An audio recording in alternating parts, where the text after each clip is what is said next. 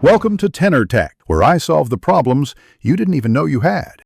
You start by verifying prerequisites and then taking the first actionable steps. Sign into your Azure DevOps organization, open the target project, and confirm service connections. Once done, link or create the code repository and enable branch policies to protect main branches.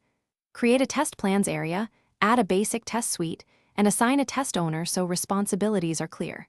Make sure the CI pipeline scaffold exists. This allows test runs to trigger automatically as you continue. Next, you build the pipeline and wire tests into CI. Author a YAML pipeline that compiles code, runs unit tests, then executes integration tests and publishes test results and artifacts. Use Microsoft-hosted agents for simplicity or self-hosted pools for specialized environments. Caching dependencies will reduce flakiness and runtime. Once the pipeline triggers, make sure test adapters output TRX or JUnit so Azure DevOps test results can interpret them. Also configure test, run parameters, and data collectors to capture logs and diagnostics for failures. Finally, you complete validation and prepare for release.